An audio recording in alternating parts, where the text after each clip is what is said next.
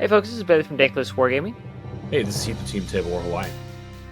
And welcome to the Path to Redemption, the Warhammer 40,000 Dark Angels podcast, where our aim is to provide Dark Angels players with the tactical and hobby skills that they need in order to enjoy this wonderful hobby of ours. In this month's episode, we're going to talk about a few new releases. We finally got some, but in kind of a different form.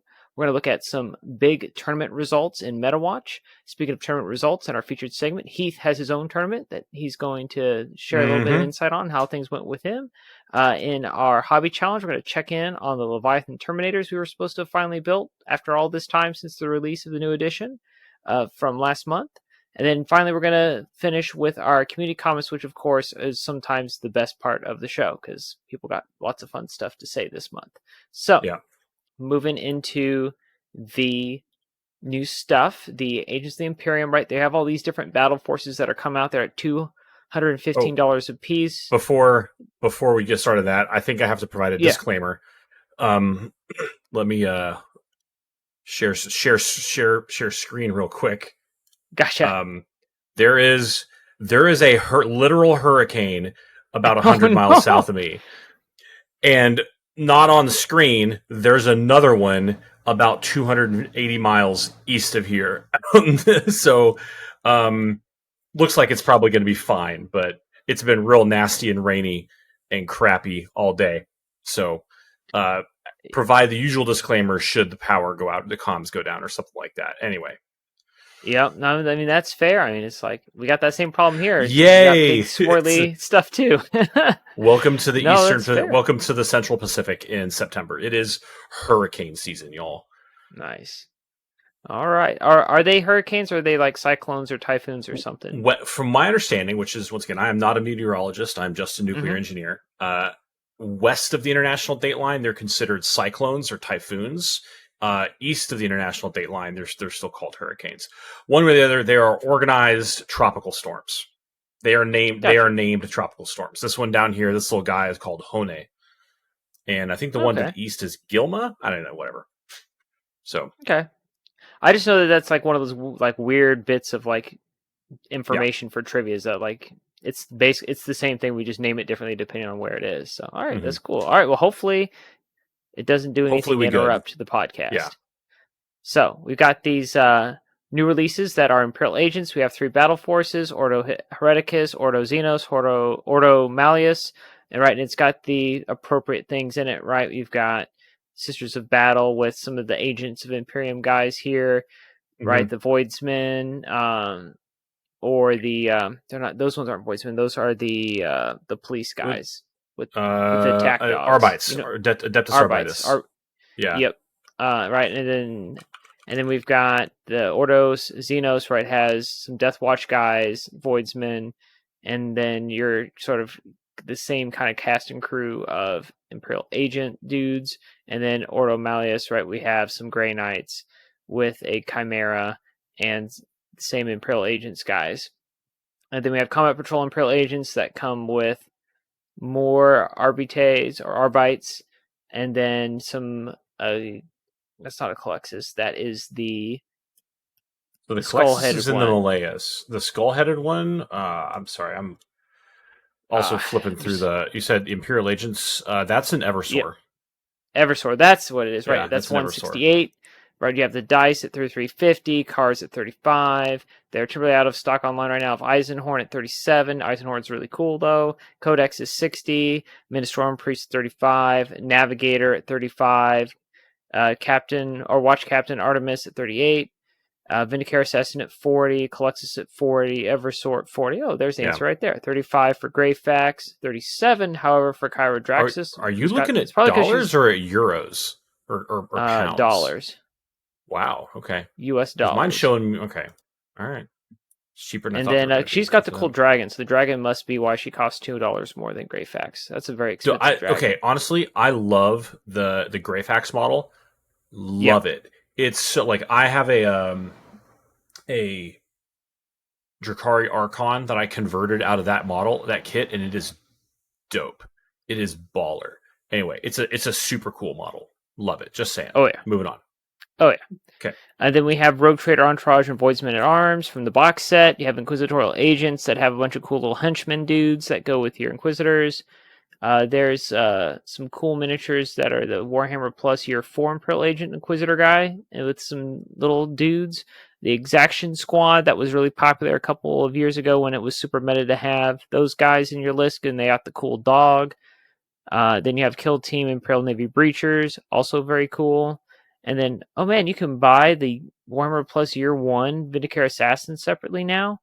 Holy cow, Cool. that's the cool one where it's yeah, for with the $44. head, yeah, and the statue. Yeah. I have it. I haven't built it yet, because I Wow. don't Yeah. know. That I remember when I saw So that mini, I was like, that is a cool mini. I want that. Oh, I can finally get him. Right. Sorry, then for the year 4 guy, it's 42 and then 62.50 for the 2 kill team squads. And then Callous Assassin is out of stock. Can't imagine why. For $35. It's almost like every list we've looked at for Space Marines for the last couple months has had at least one of them in there. So yeah, there you go. So that's why we went over this. It's not true Dark Angel stuff, but you can play these guys in your list. it's Imperial stuff. Yeah, Yeah. And so they all fit in. Like I said, everybody's seen the Calidus Assassin. There's more than just that. There's 3 other kinds of assassins you can take. I But in the Meta Watch, disagree. you'll see some of these other guys. Look, the Vindicare is like 120 points, and like his big thing is he can target lone operatives, which that's pretty narrow. That's pretty edge case. Yeah.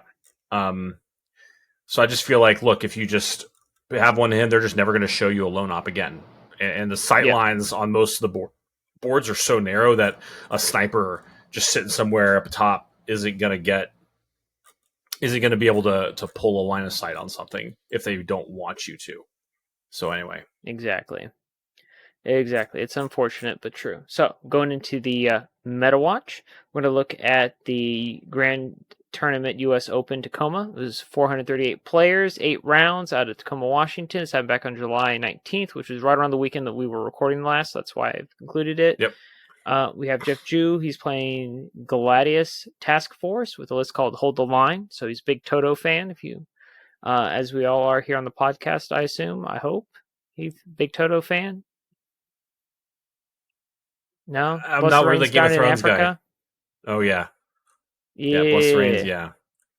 That band, right? Because their other big song is Hold the Line. Love isn't always on time. I was not aware of that. So, okay. As usual, Bailey, you indicate that you're the old man on the podcast. Fair enough. Oh, man, you should have seen what I've done all weekend with all these Napoleonic guys. Man. Yeah. Anyway, Louisville PopCon. Lots of fun if you like to go whiskey tasting and board gaming.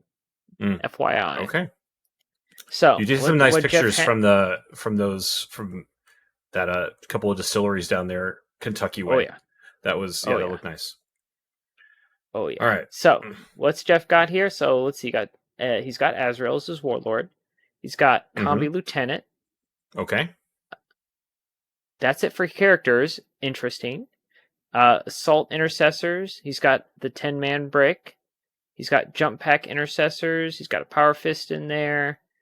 And then he's got another one with another Power Fist, plasma pistols. He's got 3 jump packs. 3 jump pack intercessors with Power Fist and double plasma pistol. Just your action monkey dudes. And then 3 by Deathwing Knights. Yeah. Yep. All with maces. Macy boys, bashy boys, as a wise man once said. Infiltrators with the gauntlet and the comms array. Scout squad, looks like just 1, and then we got Dark Shroud, and then 2 Vindicators with Hunter Seeker or Hunter Killer missiles and Storm Bolters, and then the aforementioned Callous Assassin. So there's your $35 mini right there. So this is interesting because it has the usual kind of like the anti-vehicle tech pieces that you get in these lists are the Harmacist Eradicators or Hellblasters. This eschews both of those things for 2 Vindicators, which is it's some good throwback tech, and Vindicators are definitely good, and they're durable. And honestly, this might also be a mirror match play. I was like, fine, charge me. Look, I'm you charge him with your Deathwing Knights. You're going to be you're wounding him on 4s, but he's 2 up armor save base, so you can armor contempt him down to so you're saving on 3s, and he can shoot you in combat with that giant, F off gun. Yep. So, and that gives you like a nice little. You can just kind of put him, toe to toe, and gives you a little like moving bunker from which to move and charge your knights from. Yep, and then they're harder to get right. And then he's got the Dark Shroud there to give them the extra -1 to hit, right? So yeah, so you're hard to interact with in at range. They're going to be hard to interact with in combat. So interesting list. I like that because you've got 2 uppy downies in the Calidus and the Scouts, right? And then you've got the lone op lieutenant who's just kind of probably maybe holds your back line. He holds another objective. Right, he just kind of does, and he gives he's going to throw the reroll 1s to wound on the center objective where all the Deathwing Knights are going to end up, and then 10 Assault Intercessors is a big brick for Astro. Yeah, it is. And I am a fan of it. So yeah. Anyway, so obviously, 430 something person event, 6th place finish is like top 2%. That is great. So kudos to you, sir. And I think his name comes up lists. We have like probably like 20 lists. We're not going to talk about all of them in MetaWatch. See if we just pull out the highlights. And then I think we're going to, as I think we said in the pregame, this is a good problem to have because we have a lot of well-performing lists, well-performing finishes. So we're probably going to have to shift to start looking at things more holistically in terms of like. So yeah. All right. You're just going to have to win, baby. That's what it means. Everybody out there is just going to have to win. Just got to bring home the bacon for the lion. Right? Yep. All right. So we're going to do the Baltic Cup 12. 12. Yep. It's a World Championship, Warhammer World Championship qualifier golden ticket event out of Denmark. 98 players, 5 rounds. We have Nicholas. Denmark? Free rights. Is that Denmark? Free rights. I think DE is Deutschland. Is it Deutschland? Is it Germany? Ooh. Man, I'm gonna look it up. You look it up. So somewhere is the Baltic Cup is what threw me off. Yeah, Altenholz. All right, you look that up. Altenholz is a municipality in Germany.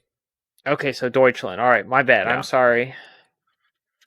So my bad on that one. But anyway, we have undefeated 2nd place list. So that's why we're here talking about it. We went undefeated 5-0.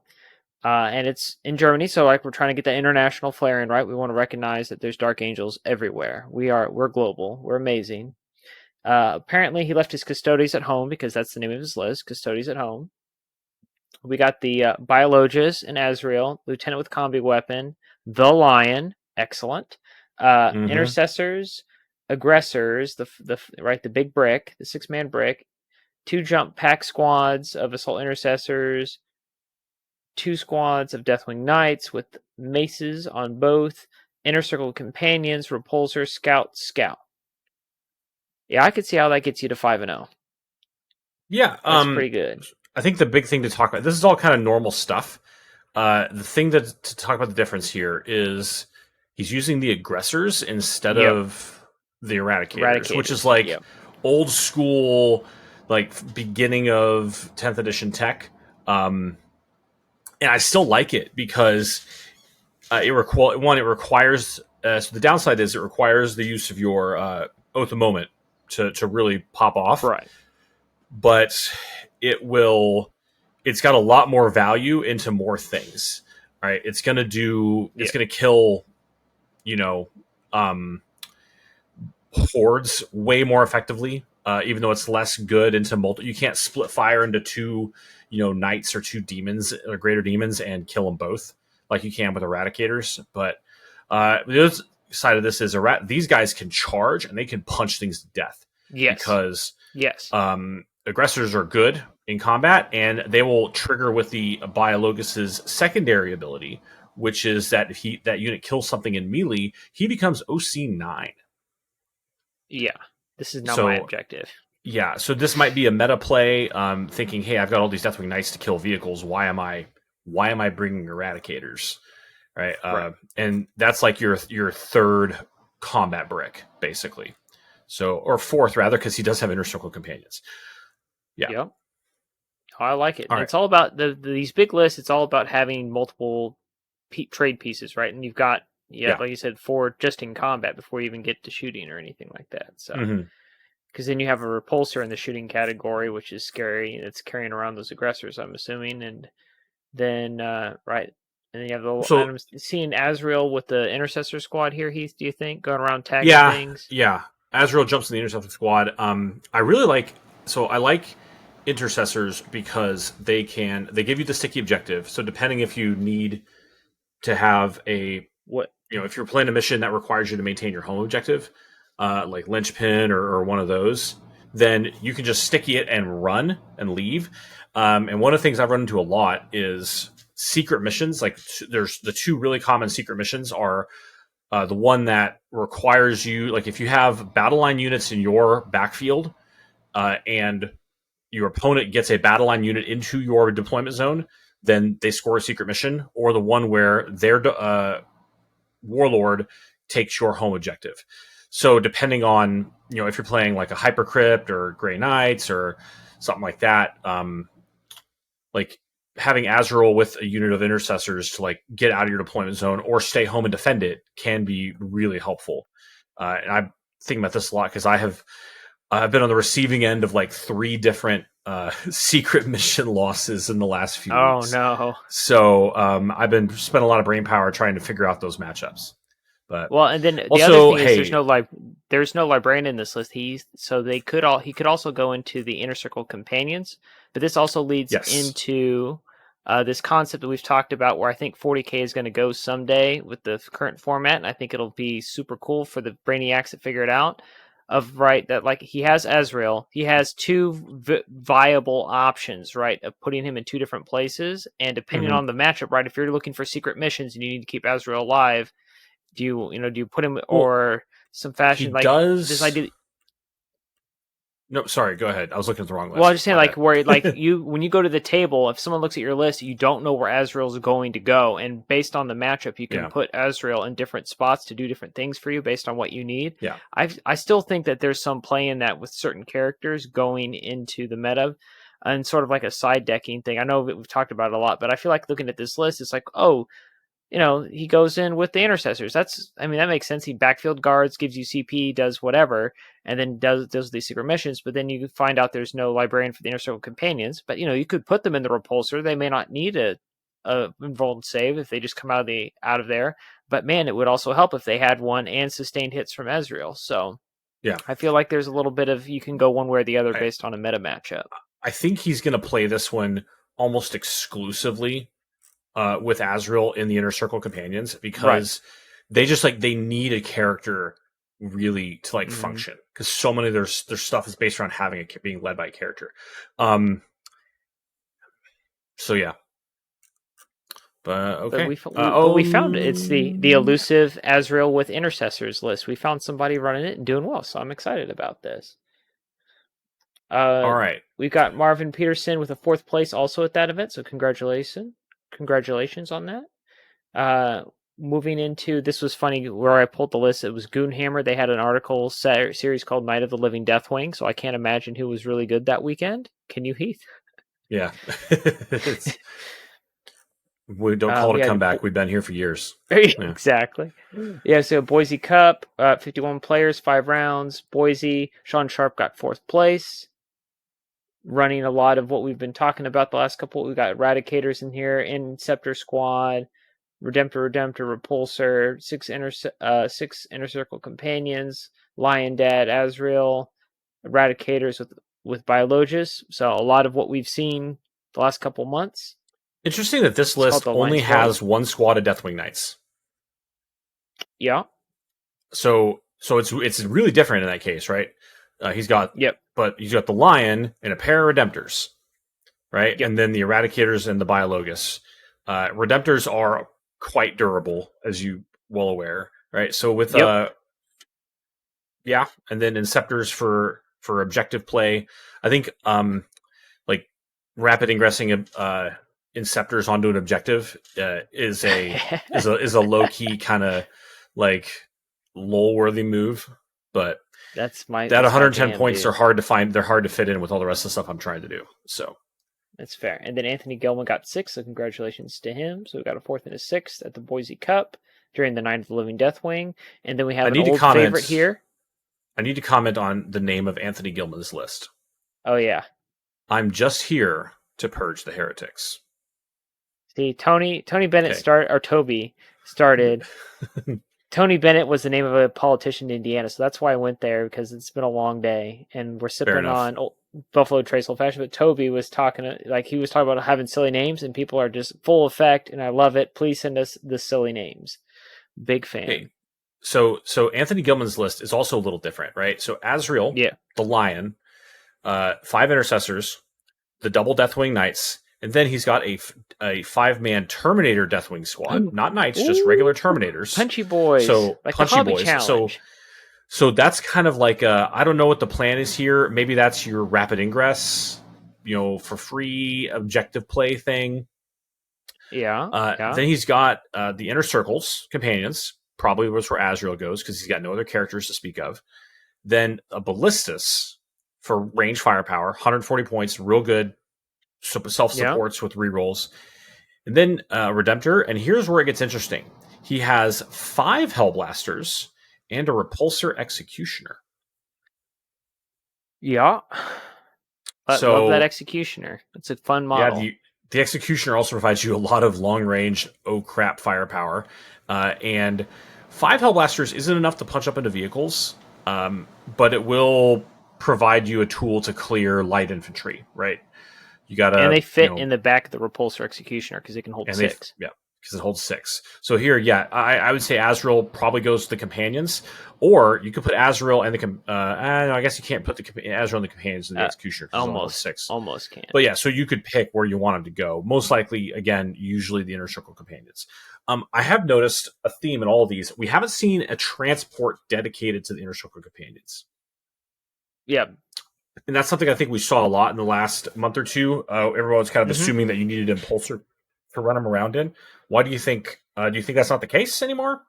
We're just like foot slogging them.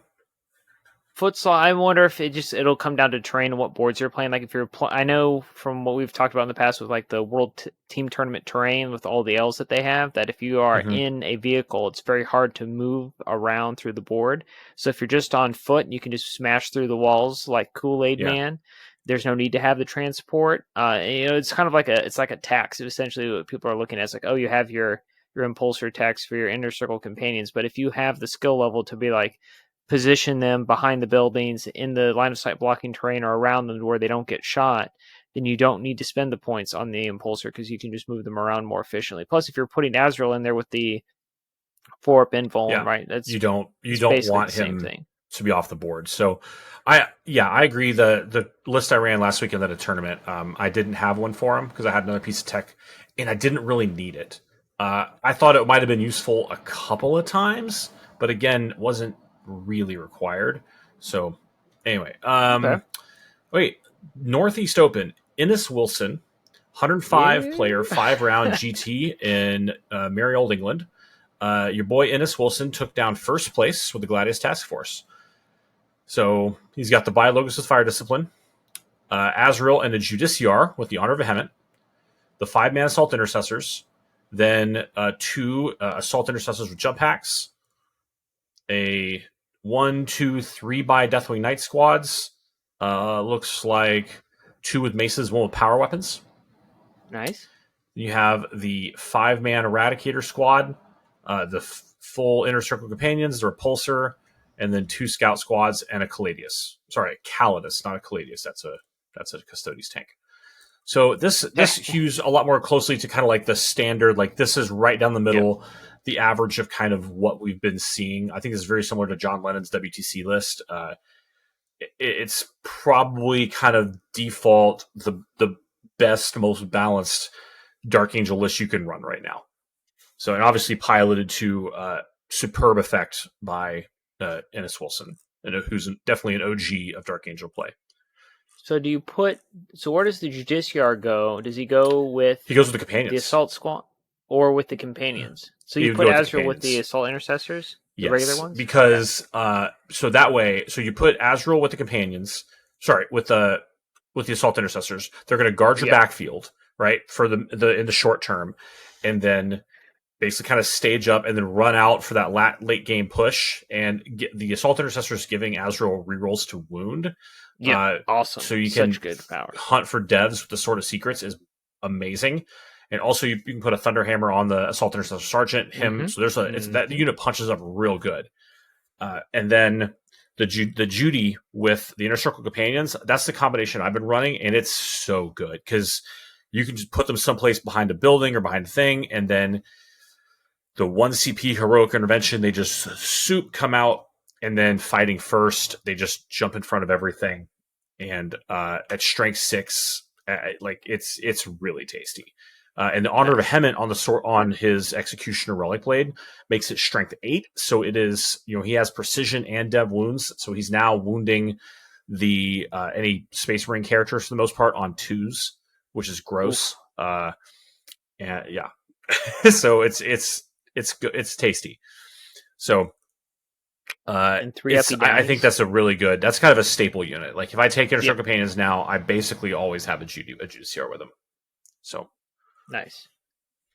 Awesome. Well, we're going from first to first, so strength to strength. This is, I remember the last time. I know we've had events from Mexico before, but this is the first one from Mexico in a long time now. I know my pronunciations are a little bit weak for your Texas sensibility, so Heath, I need you to take over here. All right. Mr. Xavier Barrera. And I probably didn't do that quite right, but so first place finish for the Gladius Task Force, the Knights Who Say Ni, and he acknowledges John Lennon and Ben Jones for the list. So it's got an Azrael, a librarian, a lieutenant with fire discipline, and a captain with Power Fist.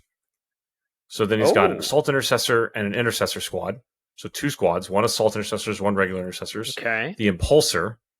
Oh, there it is. Then double Jump Pack Intercessors, double Deathwing Knights, both with maces. Hellblasters, full squad of 10, Inner Circle Companions, another squad of Inner Circle Companions, and then 2 Scout squads. So I think the thing here is you're going to put the Inner Circle Companions each get a Libby, a Librarian, for the Invul save. The Lieutenant goes with the Hellblasters because he's got sustained hits with Fire Discipline, and you have the flexibility in this case as you to decide at the beginning of the game, is this matchup, is there a threat against the Hellblasters? Do I need a 4-up Invul save in there to keep them safe? Right. If so, you put the Azrael in there. Doing so, you don't need him for offense because you're basically wasting his sustained hits. Because the Lieutenant duplicates that. So in those if you don't need that, like you don't have a strong like shooting counterfire matchup that are just gonna shoot back at them, like I don't know, you're going to like Khorne or Black Templar or Demons or something like that. Like, okay, I don't care about the shooting from this. I'm just gonna put Azrael with the assault Intercessors to make the CP generation safer, and use them as a counterpunch. And so yeah, I mean I like this list. You got the 1 Impulsor, so you can speed up one of the squads of Inner Circle Companions. Where does this captain go then, Heath? That's the other question I have. Does he go in now? What if he goes in the Hellblaster squad? If Azrael does, yeah, now that's a good idea because that way you can use the free. You can use his Rites of Battle to make the adaptive strategy every turn. So just keep the Hellblasters in the Devastator Doctrine, so that sustained hits is always triggering on 5s. Yeah, that's the play here. Thought. Because you don't have the repulsors with Eradicator, so yeah. That's the piece that I noticed that was different. I was like, this is good. And he's got a Power Fist, so now there's a second. Well, no, because the regular Sergeant can take a Power Fist, but you have a hidden Power Fist. Crouching Tiger, Crouching Marine, hidden Power Fist. Hellblaster Sergeants cannot take a Power Fist, I don't think. Right, that's what I'm saying. So he's the guy. So you have all these Hellblasters, and they think they're all innocent and just have regular punches, and then there's one guy in there that has a Superman punch. Well, this list, the Lieutenant has a Power Fist as well. So you've got 2 Power Fists, one with the Captain, one with the Lieutenant. Punches. Yeah, and they're gonna come in there and knock your socks off. So yeah, once again, this is a tasty looking list. I would run. This is very similar to what I usually put together. So it's got one big shooting threat, which is the Hellblasters. My current sensibilities, I'd like to have two big shooting threats behind the 2 or 3 big melee threats. Because I think that one unit of Hellblasters is too easy to play around. But Yeah. that's just why you just play better than your opponent. So Yeah. Get good. all right, Sometimes you just gotta get let's good. skip down to something Yeah. really different. So Let's do it. let's take a look at the Salt Lake City Open. 99 player, 7-round major in obviously Salt Lake City. Yep. 8th place was Matthias Levin. Holy cow. Gladius Dangles. So he's got Azrael, the Fire Discipline Biologus, a Blade Guard Ancient, Love it. then 3x3 Deathwing Knights. Three Deathwing Knights, 3 Scouts, 6 Eradicators, and then 3 Centurion Devastators with Grav. Yeah, that's what made me go, wow. It's like, what? What? With grav cannons. Grab cannons, man. No, low key, I love grab cannons. Like I've been really trying to make him work for a while. And he's got a Devastator squad that also have grab cannons. Yeah. So she's like, maybe this guy's like, I don't want a knight matchup, but I'll take it. It's just like, I'll take it. So yeah, so this is sort of the Blade Guard Ancient. I think Blade Guard Ancients are cheap; they're like 45 points. This is just you put him in reserve, and he comes in somewhere in the backfield to just be a objective play. Yeah, that's it. Yeah, he gets you engage or sabotage or something like that. Yeah. So no, okay. I think that's pretty awesome. Not gonna lie. Oh man! All right, look. All right, so now let's go on to the talk about the WTC. So, gotcha. Two WCT lists, WTC to speak of. So the first one, let's talk about our boy John Lennon. Yep. So he went 7-0, placed 5th in the singles rankings. The name of the list is Mom Says We Have Custodies at Home. So he's got Azrael, the Harmacist, the Judiciar, 5 Assault Intercessors, 2 units of Jump Pack Intercessors, 3 Deathwing Knights, 2 with maces and 1 with swords, 5 Infiltrators, 6 Eradicators, 6 Inner Circle Companions, a Repulsor, a Calidus Assassin, and 5 Voidsmen at Arms, which are right up we got from Gerard at Angel's Keep, describes as 5 Space Sailor Boys. That makes you feel good inside, doesn't it? Sure it does. Sure it does, yeah. So we would... Look, this is a great list, right? And it's piloted by one of the best players in the world. So he went undefeated at the absolute Shark Tank in Shark Week that is WTC. Yeah. So with the crazy terrain too, because that's the one that's got all the crazy L's everywhere. So it's not a GW Open terrain board, which a lot of US tournaments run. Yeah, and then another list from WTC was called Jesper's List, played by Jesper Unander Sharin from Team Sweden. So once again, very similar: Azrael, Harmacist, Fire Discipline, Assault Intercessors, 5 Choppy Boys, 3 times Assault Intercessors with Jump Packs, 3 times Deathwing Knights, Eradicator with Melta, a Repulsor, a Gladiator Lancer. Okay. The Inceptors with Bolters, and 2x5 Scouts. And this was second overall, this list here. Yeah, so this right here basically replaces the 6 Inner Circle Companions that were in Lennon's list with the Lancer. Yep. I guess he's saying, I have enough forward choppy presence. I need range to handle a couple of specific matchups. So, and once again, the Assault or the Inceptors are always a great tech piece to have. They're just so expensive. They're 110 points. And they'll get you 1 or 2 things. But if you need to jump in and clear some guardsmen off of a backfield objective or shoot some Nurglings to death, absolutely get it done. So, all right. I like it. Look, I think we need to look. Just throw a couple more mentions here. Mr. Kyle McCord at the Iowa Open in Michigan went 5-0-1 to earn second place. It looks actually really similar to the first list we discussed with the double Vindicator. Yep. From then Sean Reynolds at Westminster, Maryland, 5-0 for second place, which is basically Lennon's list. The name of the list is When Life Gives You Lemons, Use Lennon's Aid. So, all right, love it. Yeah. Love it.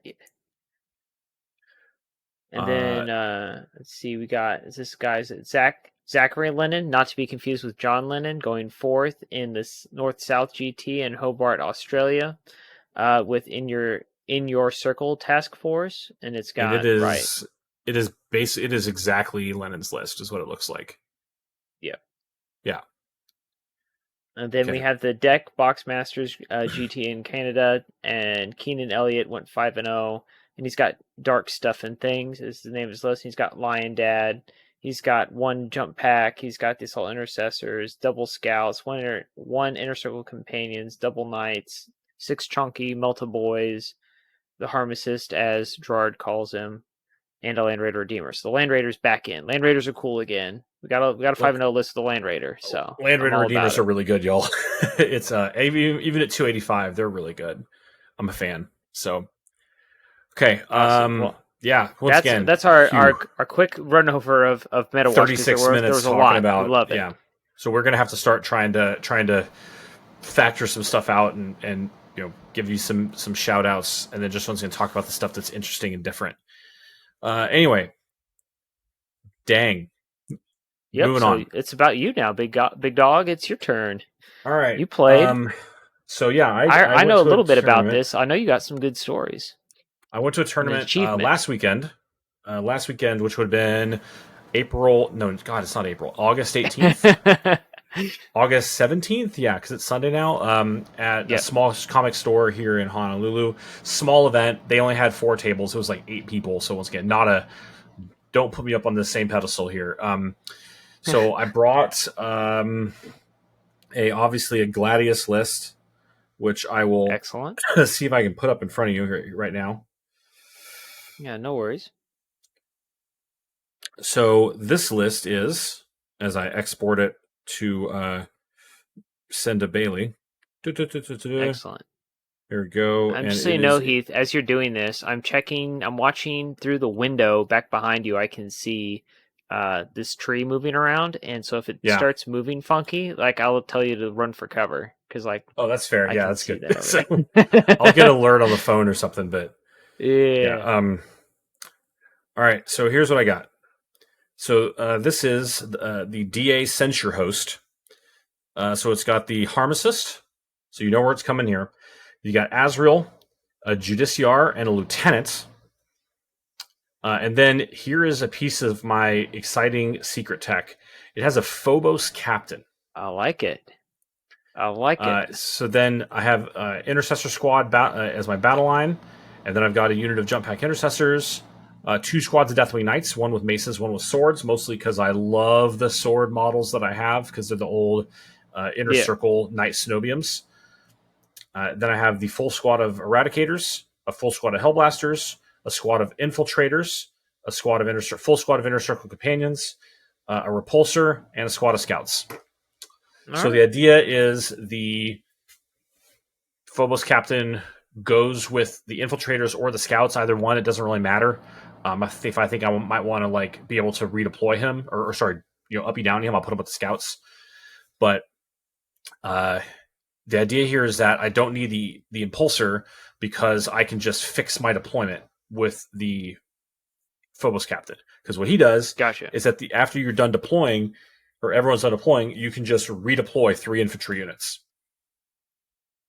And I was like, well, what this will do is this will let me, put my companion someplace. It'll let me move things around to block various alleys, etc. We'll see. I'm not super great at using redeploy techniques, so I put this in the list to force myself to do it and see what I can get out of it.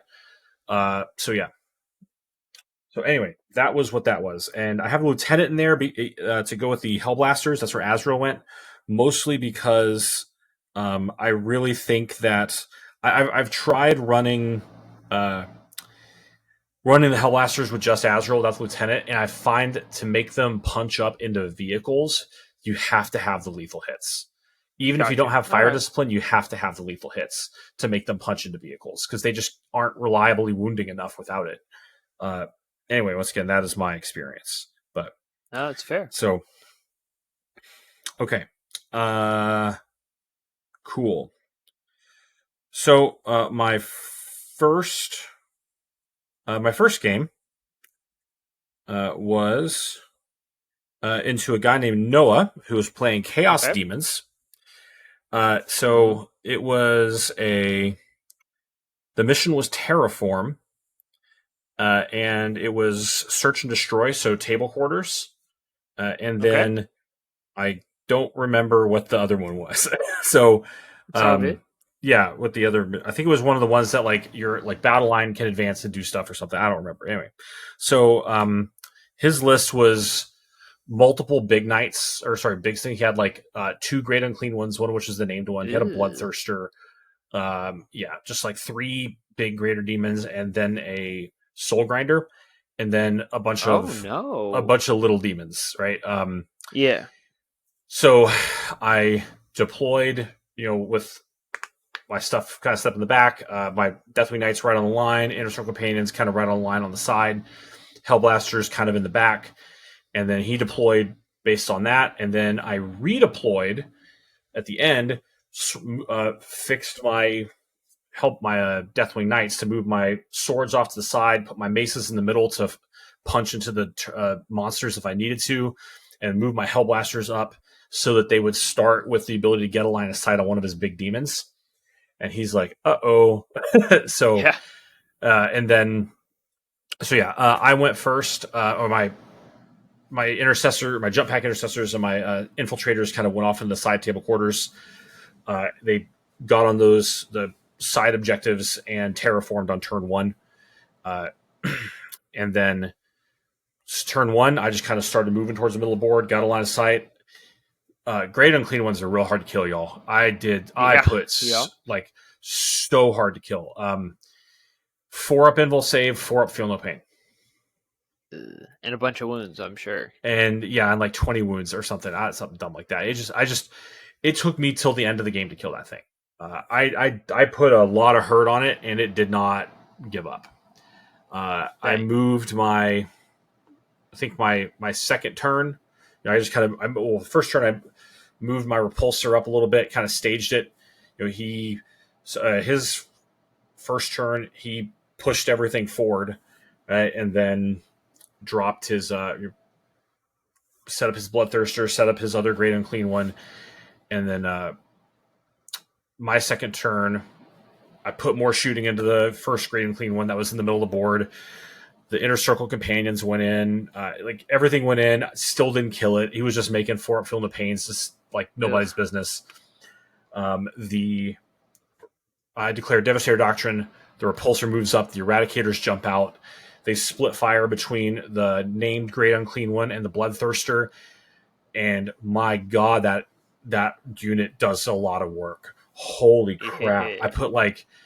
I got like 4 or 5 wounds through on the Bloodthirster. And he saved a couple of them. He ended up on like 4 wounds or something.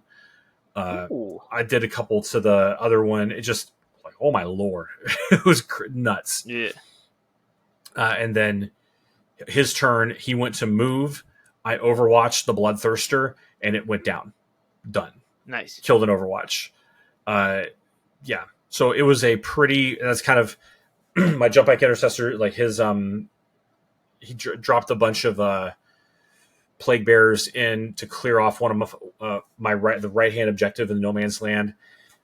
My jump pack intercessors went in there, did a bunch of work. I didn't realize that plague bearers have 2 wounds. That is crazy. And they're T5, so chain swords don't really punch up into them very well. And learning that they were 2 wounds means that grenades aren't really a great spend on it either. But yeah. So anyway, it's just kind of, I killed all of his big stuff. My inner circle companions punched right through the middle, charged in, got to his home objective, killed everything. Ended up with a 90-24 win for me. Nice. There we go. That's what So, I like to hear. so yeah. Or sorry, 90-62. I got that. Yeah, 90-62. So, okay, cool. Next game, I'd never played demons in this edition. I knew they had about the Zone of Chaos thing, but without a lot of shooting, yeah, I could just kind of do what I wanted to do, right? Right. So yeah, all right. So the next one was in the Necrons. A guy named John Gorman that I play a lot. He's a common opponent of mine on our like kind of Wednesday open gaming nights. And he normally plays a Necron Canoptech court list, but he was playing Hypercrypt. And he told me at the beginning when we all showed up, he's like, I tooled my list specifically to beat you. I'm like, oh, thanks, John. I appreciate that. So anyway, he's coming for you. And this one was, once again, Search and Destroy, and it was unexploded ordnance. So the one where you like ping pong stuff back and forth. I basically didn't use the redeploy because against Hypercrypt, it doesn't really matter because they're just going to be anywhere they want to be anyway. Right. Very technical game. He dropped a unit of Immortals like 18 or 20 inches out of my deployment zone, and shot to try and kill my my infiltrators. Didn't kill them. Did a couple wounds, and then I went into the assault doctrine, rolled a 6 to advance with my sword knights, got there, and then charged. Sook picked them all up. He was like, oh no. And then they consolidated onto the objective that was basically put them half into a building. And so then he brought his monolith in, and he had like 2 Catan, and I hate this list. Oh my God. So he dropped the monolith. He brought the 20-man warrior blob with Illuminor Zeros out.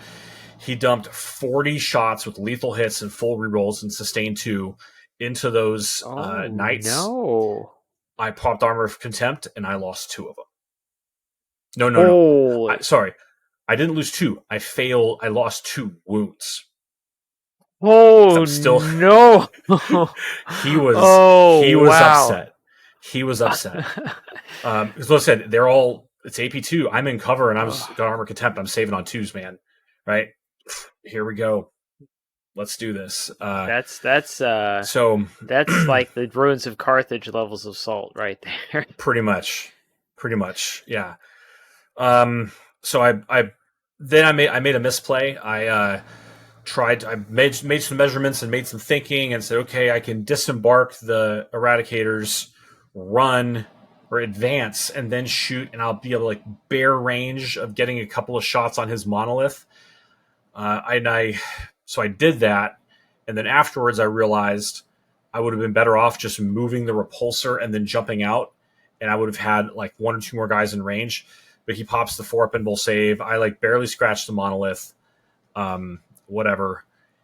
And at that point, my jumping intercessors and my inner companions have been and one of my units of knights have been developing my left flank, and he had 2 Catan over there that had eaten my jump pack intercessors, and I had to pull my Hellblasters back to keep him from just completely collapsing my left side. Right. And that's what my opinion was. And at that point, it was kind of when it started to go downhill. I managed to scrape it back. I was kicking the unexploded ordnance in the middle into his table quarter, and I did fairly well. I mean, I scored 74 points. That's good. But it was I killed the Catan with a well time with even though the half damage for the Hellblasters. So I just didn't overcharge him. Shot anyway, and then with combination of grenades and tank shock, managed to kill the Catan. Nice. At least one of them, and it was rough game. But ended up with him 6 points ahead at the end, and then he said, "Look, man, I gotta go, and I don't want to play the guy who won, so I'm going to concede to you." Oh, there you go. Some sportsmanship. Okay, I guess I didn't. Level, I guess. I don't really earn this, but all right. So that happened. So I still did. Oh, and he secret missioned, dropped his. So I left my intercessors in reserve because I was trying to defend against the secret mission by not having my battle line units stuck in the deployment zone. I forgot to bring them in on turn 3, so they died off the board. Right. and then he dropped his warlord on my home objective, secret mission, and that's what got him the points to win. Because otherwise it would have been 60 to 74. Gotcha. So yeah, that's right. Oh well, he was like, "Look, I'm gonna give this to you, whatever." So cool, awesome, sure. Still need to work on this matchup, but fair enough. So we go into the third round, and I'm up against my boy Kaleo Anderson, who is a unrepentant Space Wolves player. Ah, yes, the classic so nemesis. So you know where this is going. 24 Thunderwolves. And the Land Raider Redeemer. And then, so he's got the 3 squads of 6 wolves with a battle leader and a captain in 2 of them, and a battle leader in Logan Grimnar in the 3rd one, and then a Redeemer with a squad of Grey Hunters, and then 2 infiltrator squads with 2 Phobos Libbies. And because he got bad touched by Grey Knights a few tournaments ago. By my friend Dave Stoffi. I would definitely do that. Yeah. So that changed because he's like, I do not leave home without these things. So no, that's good tech. So yeah, so I once again, as I've discussed with you a number of times, I have put a lot of brain power into this matchup. How do I beat this stupid freaking Thunderwolf list? So once again, it's search and destroy. But this one was. Let me pull up the thing. Here we go. This one was Lynchpin and Raise Banners was Search and Destroy. Okay. Oh no, not Search and Destroy. It's the one where it's like slanty sides. Okay, yeah. Slanty ones. Yeah, I don't remember exactly. It's like the one corner to the middle and the other one's the other corner to the middle. So there's like basically like a 18 to 20 inch no man's land. So the way the deployment works out, so I drop a unit of scouts right in the middle. He drops a unit of infiltrators on my right-hand no man's land objective. I drop my infiltrators on the left no man's land objective. He puts his infiltrators on his home objective, and then all of his wolves go on the line, except for the one unit that hangs out in the one unit of wolves, the Logan Grimnar one that was in strategic reserve that he can bring on turn 1. Right. So I'm kind of reading this and okay, his Land Raider Redeemers right in the middle because that's what you do with Land Raider Redeemers. You throw them in the middle and then just overwatch anything that gets within 20 inches, 8 or 12 inches of them. So what I did with my redeploy was I moved my scouts from where they were as far forward as they could. So I pushed them back so that they were 6 inches away, like 5.9 inches away from a wall. So they could scout move behind it if I didn't get turn 1. And then I moved my infiltrators to kind of better screen out the left-hand side of no man's land. And I moved my one squad of my Deathwing Knights up to right on the line so I could push to secure the right-hand side of no man's land. And so then I went first. I moved my scouts into cover because I realized that they were just going to get toasted if I didn't by that freaking Redeemer. And even if I waited for turn 1 or for the turn, and you can't overwatch when the game hasn't actually started yet. So, which he was upset about. But so I pushed my scout on turn 1, I moved my knights forward. I didn't go assault. I put the knights into the assault doctrine, advanced and charged into his infiltrators, and somehow didn't kill them because of the 6-up feel no pains. So I left like 1 with 1 wound and the librarian. Whatever. Okay. But what happened there was I had basically effectively pushed the place where he could bring his guys in on turn 1 way back into his deployment zone. So he chose not to rapid ingress the wolves, which I think probably would have been a mistake. But he was saving the CP for something, I guess. And then So on his turn, he brings the wolves in. He brings up and he charges both units of Thunderwolves into that right hand squad of Terminators of mine. And his left hand ones are kind of stuck because they can't get through my infiltrators, trying to move around them and get around. The infiltrators took a lot of Redeemer fire and they all died. Right? They got charged and they died, but they died. That's fine, whatever. Like they're just blocking up that side of the board, right? So yeah, and then my turn. The Deathwing Knights fall back. I declare the Devastator Doctrine. The repulsor comes up. The Eradicators jump out. I'm 9 inches away. Declare a unit of Thunderwolves as oath, and just drop mushroom clouds. It was just wow. I killed, I think, all but the characters, which was really great. And then so that was nice.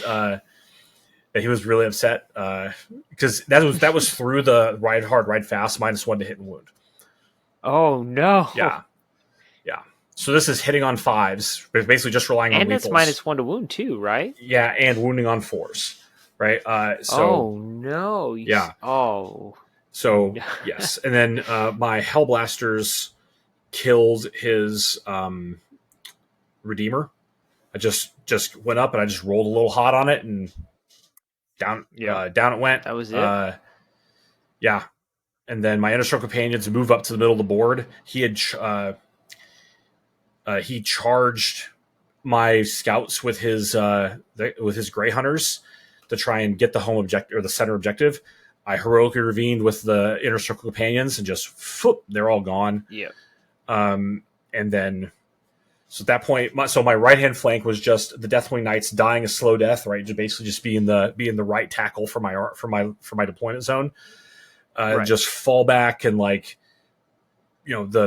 the Eradicators just boom go. Yeah. And then he tries to charge the Eradicators, they jump back into the repulsor, jump out the other side, boom. And it was just he overwatched. He moved. I overwatched him. I killed more. I killed probably 4 or 5 wolves just in Overwatch with the Eradicators. No. Yeah. So and then the left hand side, his left hand squad of wolves took a hard shooting from my Hellblasters as I slowly started to push out and develop that side. And then the Inner Circle companions, slingshotted out with a Devastator Doctrine or Assault Doctrine, got into combat with him, hit him real hard, left with just the characters, and then basically, he got so the game ended with 63-52, my favor. Oh, that's a pretty close game. So, but you won. You finally defeated your nemesis. that. Yeah. So I got good secondary draws on the last turn. So I scored on turn 2 and 3. I scored 8 points for Linchpin for holding my home and the middle. And nice. On turn 3 or on turn 4, I scored 13 for Linchpin for holding 2 of the No Man's Land, and on the last one, I held all of them. Nice. And I got kind of a crap draw. I got no prisoners on the first battle round, which I did score for killing his Grey Hunters. I think I got mini engage on turn 2. I didn't score any secondaries on turn 3. On turn 4, I drew Established Locus. I ditched it. I pulled Cleanse. I was able to pull that off. That's good. Low key, one of the most powerful things about that Gladys attachment is the reactive move. So, he moved one of his Wolfguard battle leader from the depleted right hand squad of wolves towards the center to try and get my scout squad. I reactive moved them away, back right next to where my Inner Circle companions were, so that when he charged them, the companions heroically intervened in and killed it. So, Yep, that's pretty spicy. Yeah, I love yeah, that. he was a towering pillar of salt. And Kaleo is an enormous person. He's like 6'7", 420 pounds. He's a gigantic human being. So I'm not a small dude, but he makes me look tiny. Yeah, So no, you're a big he guy. is I can vouch. basically, yeah, he's a Pacific Islander like Viking. He's Yeah, just a that's pretty huge guy. cool. So and so in the last battle round, I drew Sabotage and Overwhelming Force, and I got the small of both of those. And he got Nice. a bad draw. He got full linchpin on turn 2, then 8 on turn 3, and then he held his home objective for the last 2 turns, Gotcha. and that was it. And then he got bad secondary draws on turn 3 and turn 5. So yeah, and at the end of the game, literally the only thing he had left was Logan Grimnar, because my inner circle companions, I flipped him in the Devastator Doctrine. I charged I charged his home objective, and I killed all the stuff on his home objective. Nice. So, yeah. That's pretty good. So I won the tournament asterisk because I didn't beat my second opponent, but he conceded to me. I don't know. So like I said, that's what happened. I think you get it. I think you get to claim it because you beat something that's been like literally the talk of the podcast for months, if not a year. I claim a moral victory at the very least because I managed to beat that freaking Thunderwolf list, which I haven't been able to touch for a couple years, like for over a year. I've never beaten it until now. Right. So yeah, that was, I was really happy about how that played out. Kaleo was mad because one of the guys he plays very often, named Rob Moreau, one of our locals, is another, big, thick Deathwing Knight player. And he just always plays him and wipes the floor with them all the time, apparently. I don't know. But the Thunderwolves, like, their whole thing is they give +1 damage to everything when they charge. Gotcha. So the Deathwing Knights kind of like really slow that down. Really slow that down. So yeah. And then the +1, the strength 6, I'm winning him on 5. I'm winning him on 4s. When I charge, I'm +1 to wound because of the lance for Honor the Chapter. Yep. All the inner circle companions are strength 6. So it really, he's like, my toughness 6 does nothing. I'm like, I got strength 6 could cause combat weapons. I'm sorry. Yeah. So that's how that went. Good. And then I played another tournament yesterday, but I went deep into the 100 secret orders, and I decided to play Drakari. So mostly because I hadn't played him in a long time, and I just got this whole beautiful army that I used to love sitting in the closet, and I was just like, okay. And I looked at it, I was like, there's going to be 2 or 3 people here that are going to play Dark Angels. Is there anything I could do? And so the real reason is I keep getting secret missioned. And so I want to learn more about armies that play this way, that have a lot of movement shenanigans and do reserve stuff. And so I was like, okay, I'm going to try and write a list that does that to see if I can force myself to learn how to play it. So maybe I can get better at countering it. So that's fair. On 2 of those 3 games, I did secret missions. The first game, I did a secret mission and I still lost. But it was a 79-point loss. So, and I made 1 tactical error, I think, other than not knowing how the rules work, because I hadn't played Drakari in like a year and a half, and just having to look up like, what does this do again? I get additional point of AP when I forgot that I get an additional point of AP when I empower the squad in melee. Just a bunch of stuff like that. But and just not knowing kind of like what the hitting power of a lot of this stuff is. But my opponent was a real talented guy named Alex, whose military just got stationed here, used to play on the 40K Korea team. Nice. Really good. He says he's got like 100 reps with Custodes in 10th edition.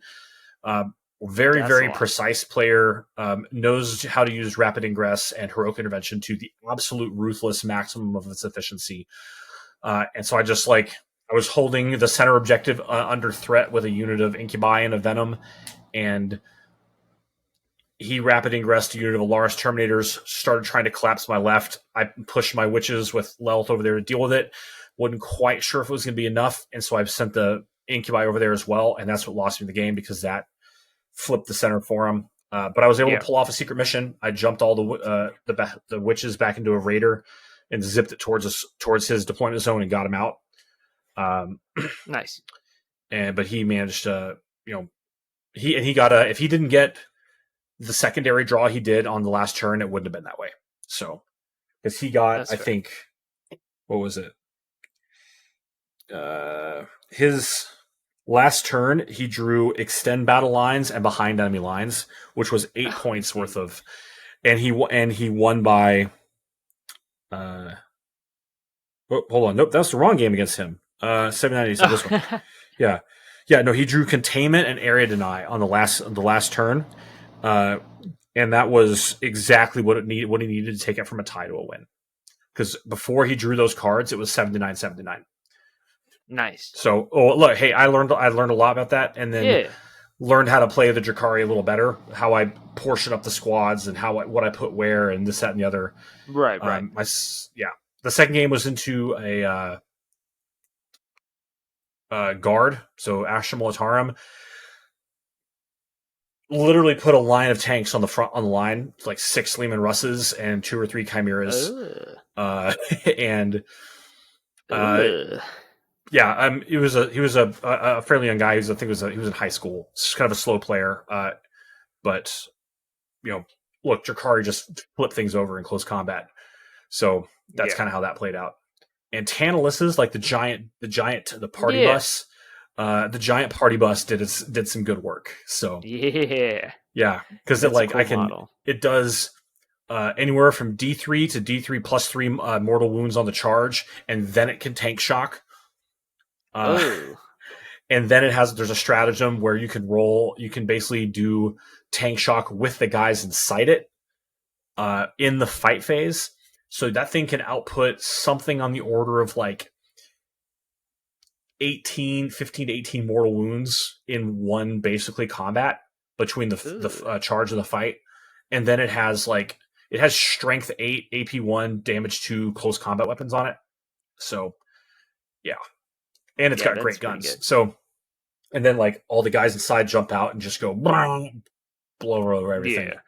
So it was basically complete. It was basically complete tabling. We only got through the beginning of round 4. Was when we had to call it because of time, because he was going real slow. But so that was a 55-21 my favor. And the last round I played into Chaos Knights.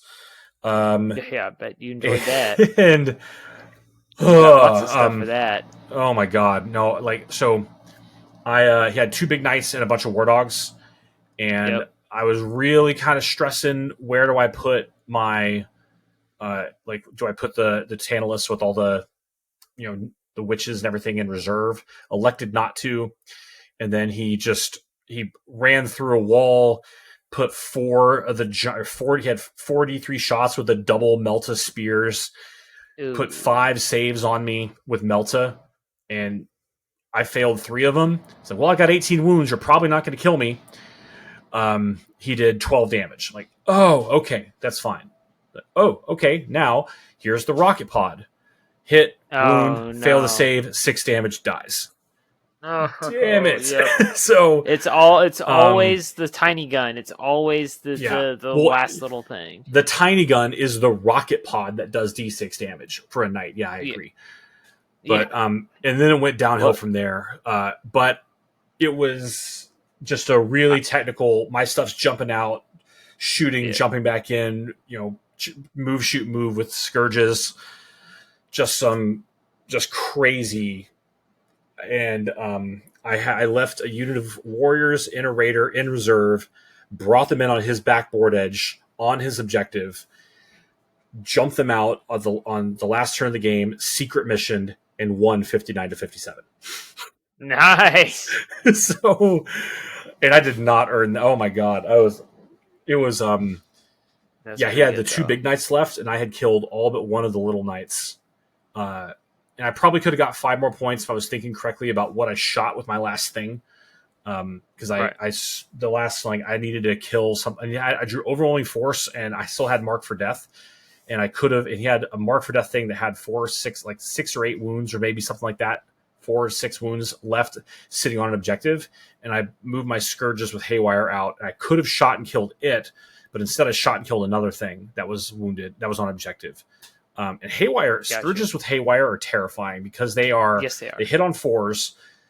They have anti-vehicle 4+, and they have devastating wounds with a 3 damage weapon. So it's just like I was on average doing between 6 and 9 mortal wounds with every activation. Yep. I think the first time I shot them, I hit with 7, and then I wounded with 6. I said, "Here's 18 mortal wounds to your Caladius grav tank." He's like, "What?" He's like, "Yeah." Like, okay, I'm gonna pop my feel in the pain strat. Doesn't matter, it's still dead. Anyway, so I'm getting more of those, but yeah.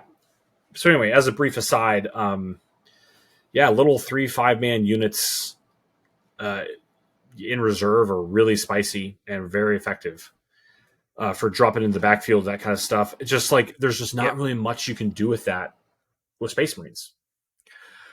Yep. But having that experience now kind of makes me want to say, yeah, maybe I will keep a unit of intercessors, that I can put in reserve if I can find the points for it. I'll look at some of these lists where they've got I like having 2 battle line units because having 2 battle line units makes it a lot harder for one of them to get aced and then makes you susceptible to the secret mission. And then keeping one of them in reserve until turn 3 and bring it in someplace safe if you think it's necessary, or even his backfield as kind of a backup uppy downy. Right. But yeah. No, I like that. That's good. Hey, that's why sometimes I know we've talked about in the past, or like, I don't know if we did an episode or if we at least talked about the idea of going and playing other factions and then coming back to Dark Angels, having learned a little tidbit here and a little tidbit there. A little more tricks. It sounds like that's you've definitely got some of that. And then again, of course, to know your enemy is half the battle, right? Sun Tzu taught us that. So now you know how to deal with some of this secret mission silliness by having played as one of their, going native, as they might say, and playing as one of the filthy Xenos. Yep. All right. Shall we move on? Right. We shall. So going to the hobby challenge, I'm going to keep it short and sweet, right? So we're supposed to do Leviathan Terminators. Basically, the only thing that I did is that I took my Leviathan, the regular Terminators from the box, and I added the Deathwing knife, right? If you know, kind of thing. Yep. Like so that signifies it was Deathwing because they've got this little knife on the waist, and then I took the helmets from the Deathwing Knights, because when I build my Deathwing Knights, the new kit, I'm going to put hoods on them because that's what you do, in my opinion, because hooded knights are cool. But I'd basically been saving the Leviathan Terminators for when the new Deathwing Knights came out so that I could put the Deathwing Knight helmets on them so they'd be a little bit more Dark Angel-y as opposed to what you see in the starter box. That's a cool idea. And then it is also, it's not, I need some green stuff, but I had to do kind of some, like, I realized I messed it up and I had to rip it apart real quick before the glue set, but I managed to get a hooded Terminator head slammed into the Terminator librarian, and I got a Dark Angel shoulder pad on him, so I did that up. I wanted to put one of the swords or something else on one of his hands, but I just couldn't make it work, so I thought, we'll just do it real quick. So one thing with the librarian you can do, I haven't done it yet, but I'm planning on it. So yeah, I did the same thing where I put a hooded head in there. It's covered with masking putty right now. But he's got this little talisman hanging from his left wrist, which is just the regular, like, kind of Crux Terminatus. You could chop that off and put a Dark Angel symbol on there, which is what I'm planning on doing. Okay. So I did a little bit more painting on mine. I'm working really hard. I'm trying to get this, like, all the runage, like the inlays. There's a lot pop. of runes on it. So I talked a bit about how I was messing with oil paints to try and get that. I went and I bought some fluorescence yesterday because I was trying to use different colors and I just couldn't get it to look the way I want. So I'm probably just going to go and redo it. So I'm still working on it. I haven't really made any significant progress on it. So, yeah. But for those Drakari, I built and painted 5 Scourges, 5 Incubi, and a Court of the Archon on Friday night, the night before the tournament. Dang. Yeah, let's go. And I will also have you know, those are not things I bought for this. Those are just things I had laying around my office. So I have in that backlog, pile of shame destroyed. It's like I found the Incubi up back there somewhere behind in that box. Those are all like full kits I haven't built yet. Like the Urgul I had from like a thing that Spiky Bid sent me. I did plow through a bunch of things. From the kit set from the Warhammer Quest. Yeah, and then I had like the Slith models. They don't make them anymore. So No. I got a D&D like miniatures 1T model, like the snake dude Yeah. with like two swords, and I just like put a gun on it. Worked out fine. But no, Yep. the scourges, actually, maybe I'll pop this out. Yeah, no, going through and finding other stuff and adding pieces to it. That's why you got to keep all your bits so you can do some fun conversions. Yeah. So I was really excited. I wanted, because I got all these cool new airbrush paints, I wanted to paint the wings of Oh, the feather wings of the yeah. scourges. So that's what I did with. That's what I tried to do with that. Yeah, that's So yeah, I got nice. been tired of painting black and red and green and Yeah. white, so I just tried to do that. And then That's one of the reasons why I played Napoleonic French, because I just painted a bunch of Dark Angels. I said, I looked up the Russian army during the Napoleonic period and went, oh, they're all green. No, I can't do no, this. I can't have two all green armies. I have to do something else. And then intentionally pick the most flamboyantly colored French units I could get my hands on so I didn't have to paint green. But now and I'm then there's looking at, always oh, look at that Tantalus. Oh, the the party bus. oh, So it's so beautiful. the party bus, and for ease of transport, Yep, magnetize. yeah, you got to magnetize it. Yep, So that's cool. No, I love it. yeah, I love it. All right, so community interaction. let's do it, So, oh wait, next month. Next month, what do we got to do for next month before we get ahead bro. of I have no ourselves? idea. I'm Uh, didn't even think about it. I got scouts I got to build on the wall back here. I have Deathwing Knights I have to build. I just took the heads out. I mean, we I could was just about to do a say with your backlog month. backdrop. Yeah, we do back. Like with your backdrop, it looks like you're just staring at a blank screen. But No. yeah, no, yeah, backlog month probably sounds good. There's stuff we need to. Yeah. Yeah, we need to clear Because up. like So I finally got the pan I need to finish my assault intercessors. I have these guys I built this month. I'm the first couple main colors through Ravenwing Command Squad, Inner Circle Companions, and Asmodai.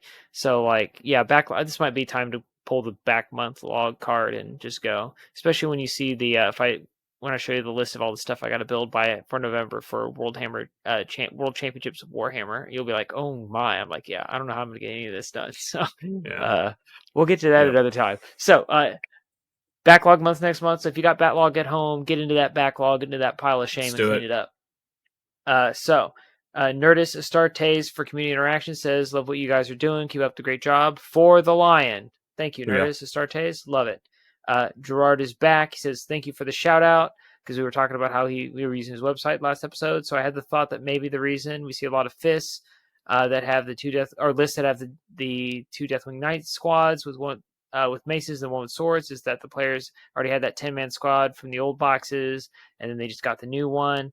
And then they assemble their knights with the Deathwing assault box with the swords. Yeah, so that's kind of where people Does are the at. assault box only have swords in it, or does it not have maces? I haven't I looked. I think would figure it would have maces. I think it comes with it's the full kit. It's just everybody Okay. already has maces, so you go with the swords because it's Yeah, the new that's thing. probably yeah. So Which is where I want to call shenanigans on Ines Wilson, because he said it's the same list as last year. Well, Deathwing Knights didn't have swords last year, so this is not the same list as last year. we're yeah. So yeah. Anyway, then Alan comes in and he says that's exactly what I did. So he agrees with Jar. It's like, yeah, I already had the ones with maces, so yeah, I just wanted to get something cool with the sword. I mean, the swords are so cool, man. Like that's what I'm doing with mine. I already have the 10 guys with maces, so I'm in the same camp of like, yeah, I got maces. The maces are cool. They have great rules, but man, you got to have some sword and board guys just because they're knights. Those are the knight looking, like maces are knight weapons, but that's the classic. Man. There's a guy at my tournament yesterday. He was actually undefeated Dark Angels player. It was Rob nice. Moreau. His list was sword and board. So he's like, I just want to bring all the sword and board I could. He had 3 squads of 3 Deathwing Knights with swords and boards, 3 squads of Blade Guard veterans with sword and board, 2 squads of Inner Circle companions, and then the Lion, and then some scouts and JPIs. Just to. Oh my gosh, that is like. And he's like, I just thought I was gonna list. put it in the front and push it forward with like a shuffleboard cue, right? Yeah. I didn't expect it to go undefeated, just blend everything it touched, but good for you, man. Well, we know Blade Guard are tough. They're real tough. So are Inner Circle companions, and so are those Deathwing Knights. So I can see it. That's awesome. Then Alan is also going with, I did the 2 Deathwing Knight bricks, one with the librarian, one with the captain. Both were great, but ultimately it's a huge points cost for the benefit, so I moved to the 3rd Deathwing Knight squad. So he's dropped the 2 characters and gone with 3 knights, because we'd had some discussion about what we'd put in there last month, so that makes sense. So it's been tried and tested. Might want Yeah. to go with the 3rd squad. And then this is horrible. Sad to say, I've dropped the Inner Circle Task Force, so Alan has given up on it. My worst ever GT results using it. It's just not got the tricks that Gladius has. However, I'm still making that list that works for me rather than copying and pasting someone else's. That's what we love. We love people bring in their own jank. We got to come up with our own stuff. Yeah. Currently trying the Eradicator Biologist brick over Hellblasters. I mean, within reason, right? You can only do so much. We don't want people to be out there trying to win the game with Firstborn. Like, don't do that to yourself unless you really, really want to. But it is fun to kind of have that fresh list, because then we talk about you, right? That's what we're looking for, especially when we got all these same lists, right, that are top border. We want to see some new stuff. So for more change than anything else, my next big tournament will be the London GT, so it'll be Baptism by Fire. So he's going to go into a big old beefy tournament with this list, so Yeah. it'll be exciting. Hopefully, Probably have to yeah. reach out Hopefully, to your Alan to first, find out about that. hopefully, your first couple of ones that you draw, rounds you draw, you don't get paired up into super high quality opponents. But Yeah, like the Eradicator thing, it's really good. But yeah, like it's just it doesn't have the same flexibility. But so like yeah, it's not going to shred up a bunch of Marines, but like in this quantities that the Hellblasters do. So that's why like I'm trying to basically do both. right. So my right now is like 2 Deathwing Knights, 1 Inner Circle Companion, and then like I said, the Hellblasters and the Eradicators with Biologus.